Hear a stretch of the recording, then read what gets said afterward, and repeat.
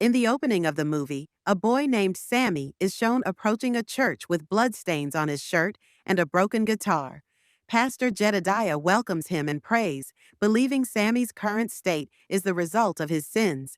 The story then shifts to the previous day, revealing Sammy and his family working on a cotton plantation.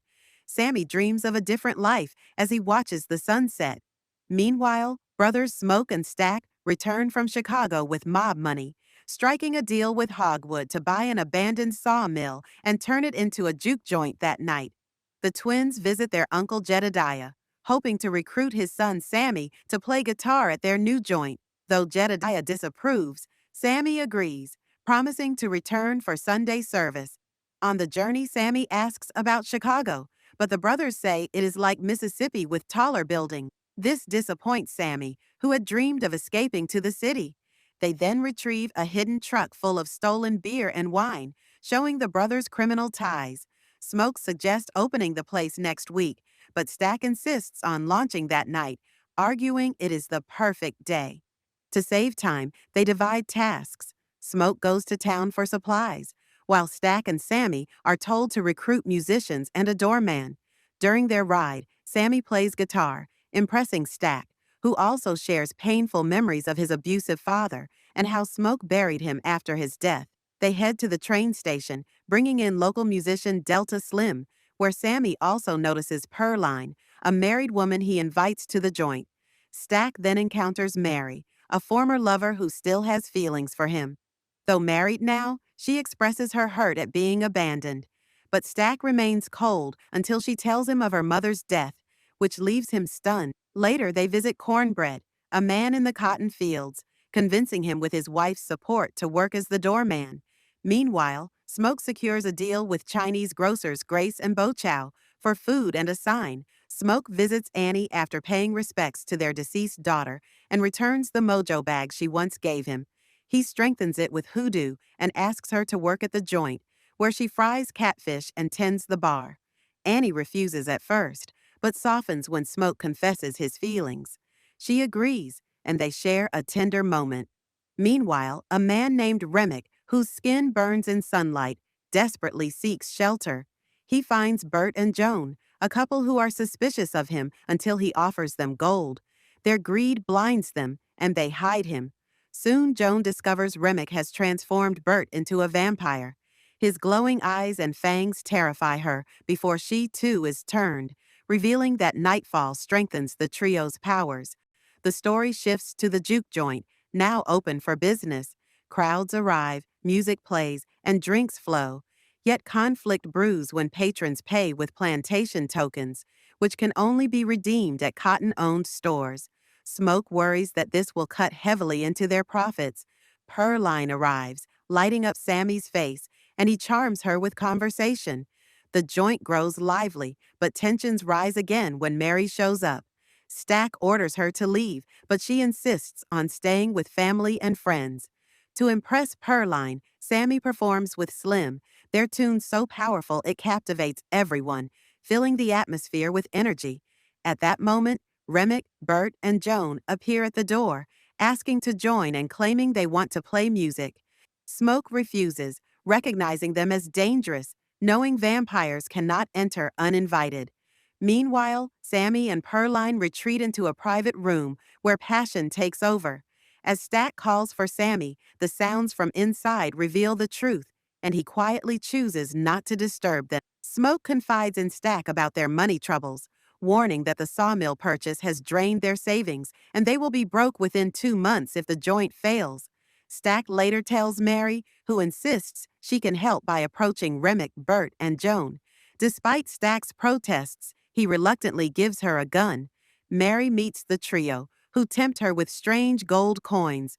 But when Remick reveals his vampire nature, she panics. Attempting to retreat, she is overpowered and turned into one of them.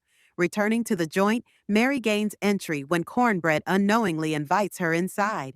She seduces Stack with a dance and lures him to a side room. Though he notices her strange behavior, he ignores it until she suddenly bites into his neck. Smoke later comes searching and is horrified to find Stack bleeding out while Mary feeds. He shoots her, but she rises again with glowing eyes, threatening to kill everyone in the joint before fleeing. Smoke rushes to save his brother, but Stack dies from his wounds. Devastated, they place Stack's body in storage and shut down the festivities, urging guests to leave quickly. As people head out, Slim replaces Cornbread at the door, while Cornbread steps away briefly. While outside, Cornbread hears faint murmurs and becomes uneasy, only to fall prey to the vampire's trap. Soon after, he reappears at the joint's entrance, demanding to be let inside. His odd behavior raises suspicion, and Smoke refuses. When Cornbread insists on payment, Smoke slides money through the doorway, but Cornbread grabs his hand and attempts to bite. Reacting quickly, Smoke shoots him, and though Cornbread still moves, they barricade the door in panic. Moments later, Stack's voice echoes from the storeroom, pleading to be released. Annie warns against it, but Stack bursts out violently. She douses him with garlic water, burning his flesh and driving him out the door. Realizing the grave threat, the group turns to Annie for guidance. She advises gathering garlic, wood, and silver, explaining that although she has never fought such creatures, old stories teach that these items can harm them. She also insists they must survive until sunrise, when sunlight will destroy the vampires. It soon becomes clear that Remick has already turned those who left earlier, including Grace's husband, Balchow. Revealing his true goal, Remick claims he wants Sammy, believing the boy's music can help him achieve something greater. He tempts the survivors with promises of belonging, but Smoke refuses, determined to protect Sammy and convinced that killing Remick might free everyone. Annie reveals to Smoke and the others that killing Remick will not save those who have already been turned. Once someone becomes a vampire, the only way to destroy them is through sunlight or a stake to the heart.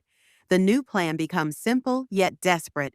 Hold out until dawn. Remick and his followers torment the survivors by making terrifying sounds, trying to break their spirits. Eventually, Grace loses control, screaming for them to come inside, which puts everyone in danger. The group fights as best they can, but the vampires overwhelm them. Grace, Pearline, and Annie all fall. Before Annie can be turned, she pleads with Smoke to end her suffering, and with great pain, he stakes her himself. Slim then bravely sacrifices his life to buy Smoke and Sammy enough time to escape. Outside, Smoke and Sammy are confronted by Stack and Remick. Smoke faces off against his vampire brother, while Remick tries to claim Sammy. Sammy resists, ultimately smashing his guitar over Remick's head, the silver in it cutting deep. All the vampires scream in unison, showing their shared connection. Smoke outmaneuvers Stack, holding a stake near his heart, then rushes to finish Remick, impaling him in a pillar of flame.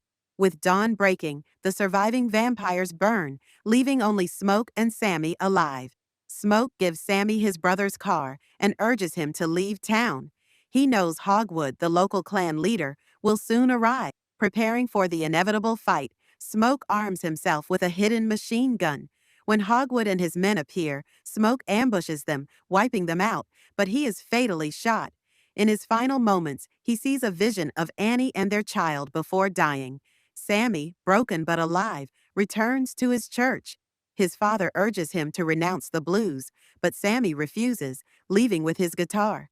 Years later, in 1992, Sammy had become a famous blues musician. He is visited by Stack and Mary, who reveal they escaped that night and have watched his career from afar.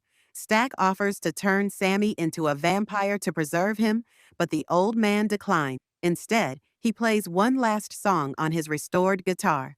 Sammy admits he still dreams of that night, yet calls it the best day of his life. Stack agrees, as it was the last time he saw his brother alive and the only time he felt free. Thanks for watching Blockflix Rewind, where every movie gets a second look. Catch the full recap and extended breakdowns only on Blockflix TV.